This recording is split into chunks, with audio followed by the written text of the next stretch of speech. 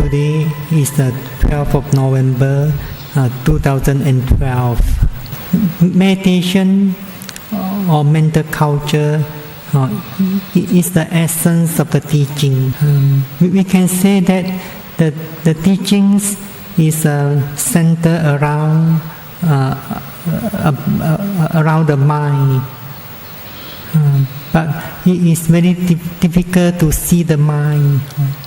The mind is very delicate and subtle. The mind moves wherever it pleases, wherever the mind feels pleased. The Buddha always praised those who has attained freedom of the mind. The mind whose mind had been liberated from the defilements. Only when the mind is well cultivated, well developed, then it will bring welfare and happiness to one who has such mind. If the mind is not well developed, well cultured, then it can bring cause suffering or to one whose mind is not well developed, not well cultured. Whoever whose mind is not well cultivated or well developed, then that person may even become a liability to the society. He's not only becomes a liability to himself or herself, he also becomes a liability to the society. It is because all actions, verbal actions or physical actions begin from the mind. So when the mind is not well developed or well cultivated, then that mind could be full of thoughts of evils. From these evil thoughts, then it will translate into evil deeds or evil speech. So that evil deeds and evil speech is a source of suffering to others, and also eventually to one who committed it. But when the mind is well cultivated, well developed, then that mind is full of wholesome thoughts. So from these wholesome thoughts, it will translate into wholesome deeds, wholesome speech. So this wholesome deeds, wholesome speech is a source of happiness to others, enable one lives in harmony with others. So one would also enjoy various kinds of happiness when the mind is well developed, well cultivated. Here to develop the mind, to cultivate the mind, or to meditate intensively. Actually, you are doing something very beneficial. If everyone in the society could spend some time to meditate or to cultivate the mind, then that would bring harmony, a lot of harmonies to the society. So that's why a wise person should always guard the mind or shape the mind. If one aspires to enjoy ultimate happiness, then one should put forth effort to guard the mind or to shape the mind. So there's one of the Dhammapada verses verse number 80 or say that irrigators direct the waters, fetchers fashion the shafts, carpenters bend the wood, the wise control themselves, or the wise men shape themselves. Behind every Dhammapada verse, there is a story. So this story is about a novice, a Samanera by the name of Pandita. So one day he went with Venerable Sariputta to the village to collect alms food. On the way, he saw a ditch, but he did not know what was that. Samanera Pandita asked Venerable Sariputta, what is that? Venerable Sir, what is that? Then Venerable Sariputta answered, it is a ditch. Then the Samanera asked, what do they use it for? So Venerable Sariputta answered, they use it to direct water to their fields or for irrigations. Then Samanera asked further, is this water something animate? Has it a mind? Then Sariputta said no. Then Samanera asked further, Venerable Sir, can they direct this thing which lacks reason, or which is inanimate, to any place they like? Can they direct this thing, means this the water, which lacks reasons, maybe because the water does not have mind, so cannot do any reasoning, which is inanimate, means does not have life, to any place they like. Then Venerable Sariputta answer, yes. Then the Samanera ponder or reflected in the mind. If people can direct an inanimate things like this water wherever they wish, why cannot those who have mind bring their mind under control and win the fruits of this life of sainthood? So this water does not have a mind, does not have life. But when the farmers direct the water to the ditch or the canal, then it becomes a very beneficial to the farmers. And then they walk further.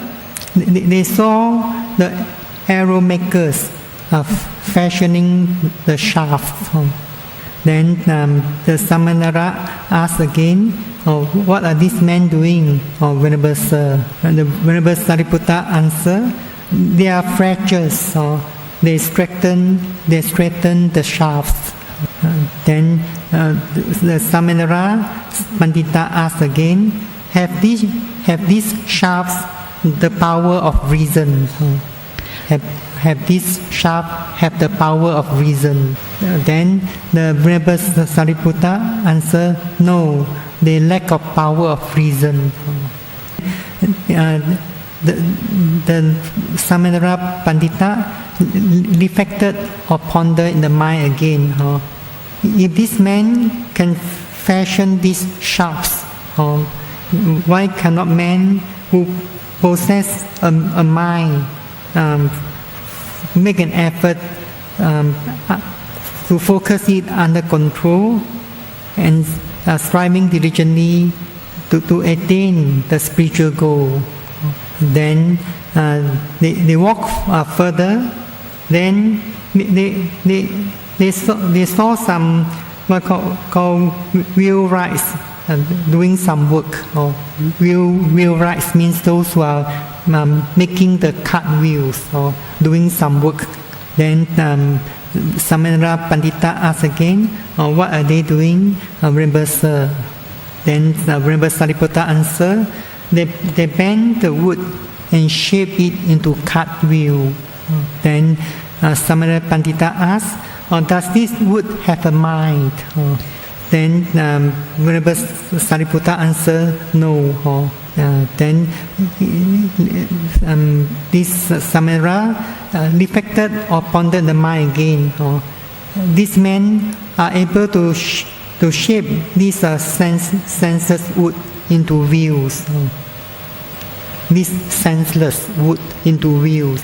Then he pondered in the mind, why cannot a man who possess the faculty of reasoning control the mind and live a holy life? So the Samanera Pandita saw these three things and ponder upon it. Then he decided to take leave from Venerable Sariputta. So as a Samanera, a novice, he was carrying the alms bowls of Venerable Sariputta. So he wanted to give back this alms bowl to Venerable Sariputta so that he could go back to the monasteries. So Venerable Sariputta allowed him to take leave. So he paid respect and returned to the monasteries. So after returning to the monasteries, he went back. He went straight to his kuti and began to meditate. He began to cultivate the mind and attain concentration, insight knowledge. Eventually, he attained the highest spiritual goal, that's arhatship. According to the story, Samanera Pandita was only 7 years old, and he attained arhatship on the 8th day of ordination as a Samanera. So for a piece of wood, a piece of wood is very hard. It's difficult to bend the wood or to shape the wood. How about the mind? How about the mind of a human? If the mind is as hard as the wood, so if it's not as hard as the wood, then it should be very easy to shape it, to make it becomes very useful and beneficial. But sometimes the mind is not that pliant. It can be very stubborn. Do you agree? Or sometimes the mind can be very stubborn. But you are not stubborn, isn't it? Sometimes you may say, I'm not stubborn, but my mind is very stubborn. But if you are stubborn doing something good, maybe it's still quite alright. For example, if you feel sleepy, drowsy, then you should be stubbornly mindful and know it. So you should not be worried that you become stubborn. So shaping the mind is even important. So the best way to shape the mind is through the practice of satipatthana meditations or the practice of right mindfulness.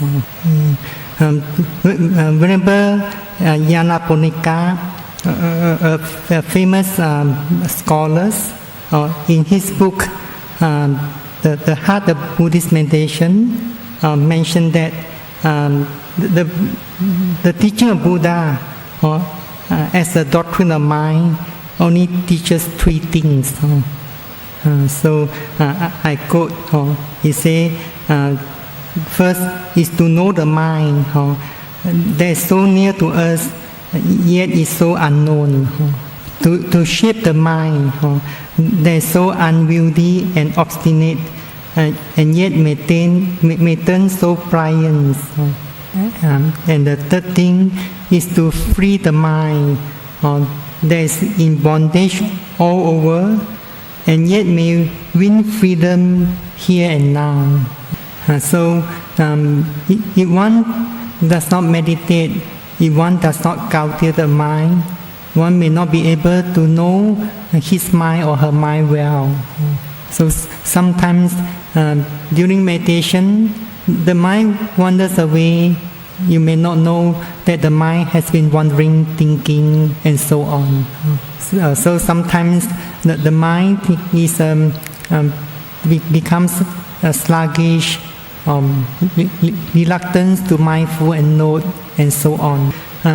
So we say the mind is obstinate, is stubborn. Just like the wood, if the wood is is a very old piece of wood, it could be even harder. So if our keep on aging, our mind also maybe become more obstinate. It's better you put forth effort to develop the mind, to cultivate the mind, so that the mind becomes pliant. So the mind, when the mind is not cultivated, then there's bondage over it. One of the bondages is for attachments, or craving, or clinging, and so on. So if you want to know the mind, then the Buddha taught us the way, or that's through the practice of satipatthana, meditations, or the practice of right mindfulness. When you practice mindfulness meditation, when you be mindful of whatever mental states or physical processes, when you keep on practicing, you may know or understand your mind better and better. So to shape the mind so that it becomes beneficial, the best tool is through this practice of satipatthana meditation, right mindfulness. So to shape the mind, one needs a lot of patience, perseverance. Sometimes the progress could be quite slow, but you should not be frustrated or disappointed. The most important is you do not stop in the halfway. We always say you do not stop in the halfway. There's a Chinese proverb say that one should not be afraid of traveling slowly.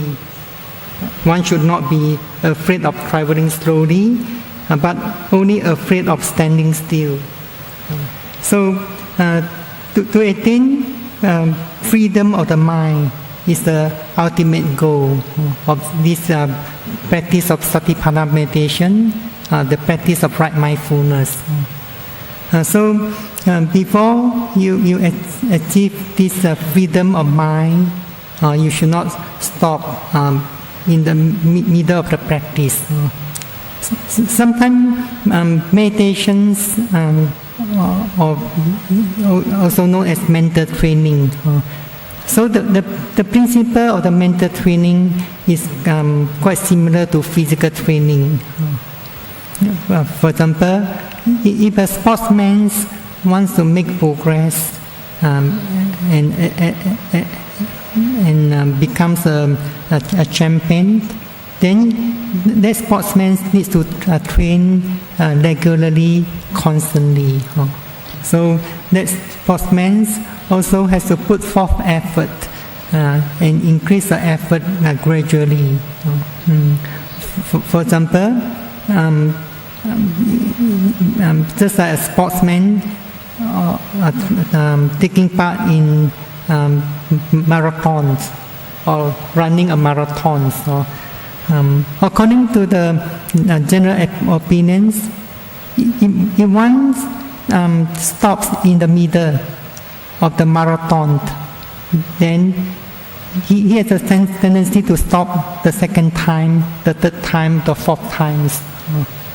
especially if one is new in the marathon. Then he or she may have the tendency to stop after running certain distance. If he did stopped, then he stop and rest, walk slowly, then begin to run again. Then maybe after running a distance, he may have the desire to stop again. The coach may have to push that him or her keep on running, do not stop. So similarly, very often meditators need to be pushed.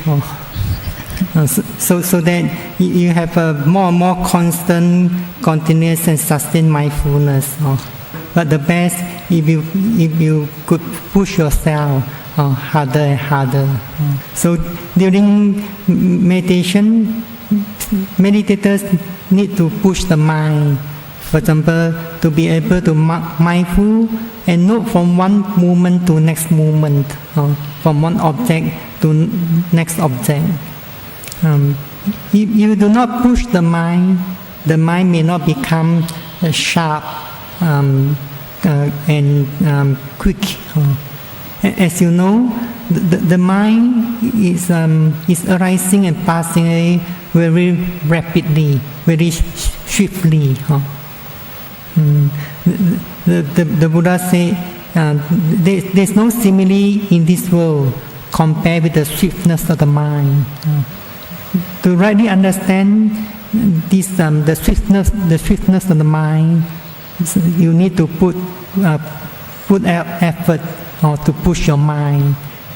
So, for example, during sitting meditations, meditators some may have to push the mind to note, for example, rising. As soon as the rising movement stop, note sitting. When the falling movements appear again, falling. As soon as movement stop, note touching. So meditators try to develop mindfulness from one movement to next movement. So in other words, at every moment or every second, there's a mindfulness noting one object. So as long as meditators do not feel any tensions, then he may mindful and note more attentively, precisely and actively. But if there's a tension arising, then meditators should mindful of the tension. When tension disappears, then he may mindful of the any mental state or physical process as usual. Then when the meditators feels comfortable again, the mind is quite relaxed, then the meditators may have to push the mind again. Sometimes meditators put effort to push the mind, and then as you keep on practicing, sometimes you may experience that the mind is able to mindful and note the objects by itself for a period of time. As you put forth effort to mindful and note from one moment to next moment, you are building up a momentum or momentums. That means moment to moment mindfulness. Then you could also carry forward this movement of concentration to next movements. At each movement, meditators' concern or interest is only on that object or on that phenomenon. So, in other words, the experience is also being carried forward from one movement to next movement. So when you put forth effort to mindful and note from one movement to next movement, you are developing or building up this momentum. Sometimes when the momentum is becomes more and more persisting, then sometimes the mind is able to mindful and note by itself from one moment to next moment for a period of time. So if there's an effort, then this momentum will keep going for longer and longer period of time. So eventually, then one will gain a better and better experience in meditation. So that's why in the Visuddhimagga, one of the ways to sharpen the 5 mental faculties is that one should not stop halfway. So in other words, as long as one has not reached the state of path and functions, one should not stop the practice, one should not stop the noting, one should not stop the mindfulness. So only by constant continuous mindfulness and attain deeper and deeper concentrations, then eventually this vipassana knowledge will be developed. You should have a strong aspiration, determinations to reach the final goal. You should not have any doubt. When you have doubt, then effort may become less and less. So you should not entertain such doubt. You should be mindful and note the doubt and put forth effort to note constantly, continuously. Similarly, in walking meditations or in mindfulness of daily activities, sometimes you also need to push the mind to note, to mindful and note from one moment to next moment. For example, sometimes meditators mindful and note constantly. For example, intention lifting, intention raising, intention pushing, or intention dropping, touching, intention pressing. Also, the meditators was mindful and note the movements in details. Then, after mindful and note constantly for a period of times, some meditators may feel some tension arising in the mind. At the beginning, the meditators may feel the mind very concentrated, perceiving the movements quite well. Then, as the meditators mindful and know it continuously, then meditators begin to feel some tension. Then meditators should be mindful of that tension. Then when the tension disappears, meditators resume the walking again. But some meditators reduce the notings as well as the objects. For example, some meditators reduce the object and be mindful and only note 3 objects: lifting, pushing, dropping. Then they feel the mind is quite clear, the movements is also quite clear. Then they become quite contented or satisfied by mindful of 3 objects only. If meditators feel satisfied by being mindful of these 3 objects, then he may not be able to make further progress. Just now I mentioned the principle of mental training is quite similar to physical training. For example, a sportsman, a weightlifter, he can lift up, for example, 50 kgs. Then he increases the weight, for example, to 55 kgs. Then he may have to put more energy to lift up.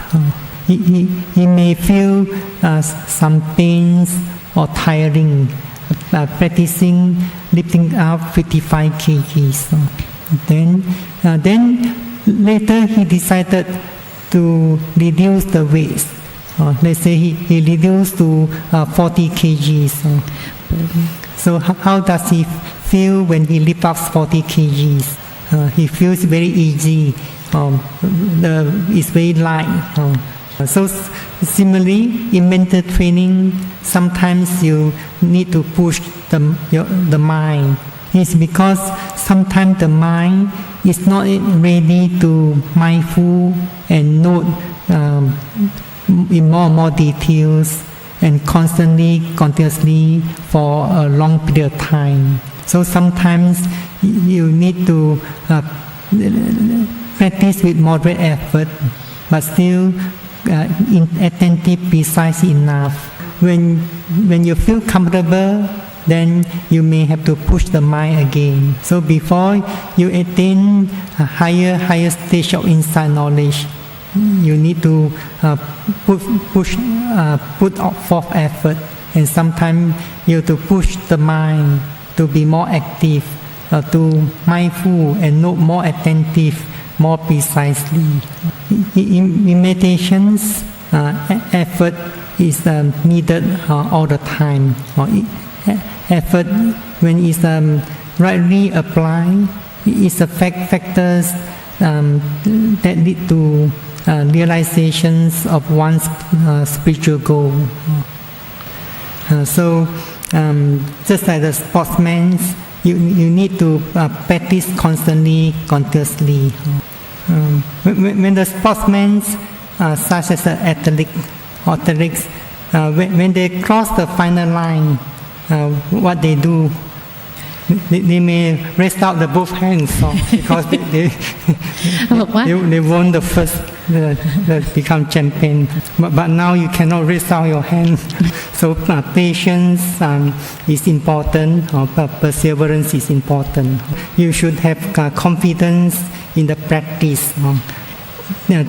Thinking or contemplating that it's difficult or it's very rare to be born as a man. Life as a human or man is also very hard, very difficult. And also it's very hard or very difficult, very rare to have opportunities or to practice this Satipatthana meditations. Only through this practice of Satipatthana meditations, then it could lead you to realize the noble Dharma. So even if you could attain the first stage of tough knowledge, then the door to the Apaya world will be closed. So to be born in the time when there's the Buddha Sasana is also very rare, very difficult to attain. So it's a blessing that we can have opportunities to learn and practice these teachings. So this teaching is very profound and very difficult to see. But if one has the aspirations and put forth strenuous effort, one could realize these teachings in this way life. So I wish everyone has the aspirations to realize these profound teachings, the noble Dharma, in this way life, and attain the enlightenment.